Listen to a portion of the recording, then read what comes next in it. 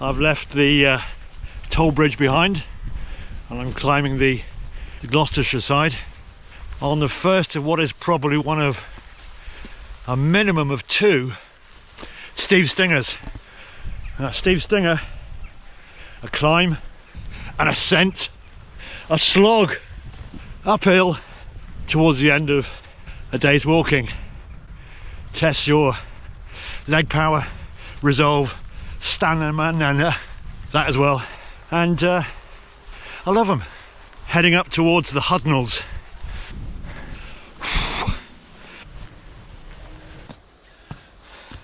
This is hard work.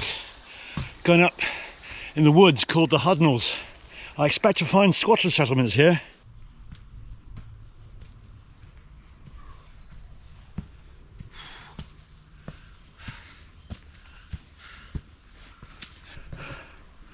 I'm in a boulder field here and it's really rather ruggedly impressive. There's some cliffs up there, I suspect all quarry workings, where the dry stone wall natural resource was hewed out from to get the stone to make the dry stone walls, to enclose the land that robbed the very folk who were building these walls from the land that they'd owned for centuries, or used for centuries. They didn't own it, it was shared.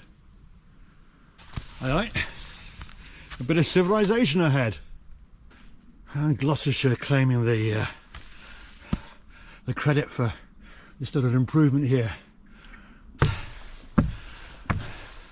Never sure if steps are any easier. Well, back up it, over 600 feet, looking towards Pilstone. After some map consultation, decided to stick with Offa for a while and then veer off into the Hudnalls, because looking at the map there's more chance of seeing some of these squatter cottages, and definitely I think some dry stone walls from the symbols on the ordnance map. So a bit more on Offa's Dyke and then we veer off onto another public path. So this is going to take me all the way back down to the River Wye, and saying hello to Meg's Folly. Meg's Folly, I think it's Steve's Lunacy. You only live once, walking fans. Just got to make sure I take the right bloody path here, because there's paths galore. There's one going that way and there's one going that way. Quick check of the Ordnance Survey map, and this is my chosen path. So I'm going this way. Where I'm headed next is the Steve Stinger. From down here about 50-60 feet above sea level on the bridge up to 700 or so. I'm heading along through the woods, following Offa's Dyke, and somewhere round about there I think is the Devil's Pulpit, off this lovely bridge and up a bloody steep hill. Charming Brockwere, 14th century monks' hall. They got around these white monks, didn't they? Some welcome signage. Up we must go.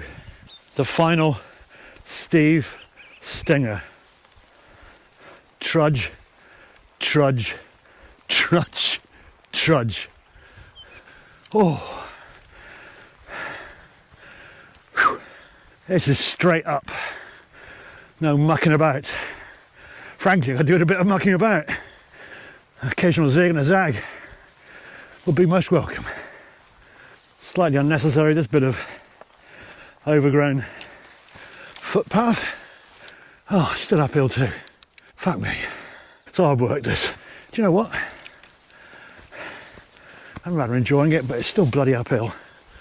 So I checked my altitude just now and I got about 150 feet more to get up to car level. That looks like a cunning route up there, and cunning routes are order of the day. So this is the top of Offa's Dyke. Final mile. I planned it as a 13 miler, well 14, but feeling okay, and why ever not? A bit dishevelled. Well, I don't feel fully dishevelled, but I feel far from hevelled. Good solid day's leg work. A vague feeling of walking euphoria has hit me, because I'm on the part of the path that leads me directly to my car. Oh. Relief.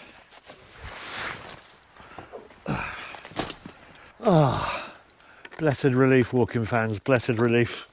18 miles. So a quick cup of tea at Tiddenham and home for collapse time. Brilliant, brilliant days walking, Wye Valley fans. Cannot recommend it highly enough.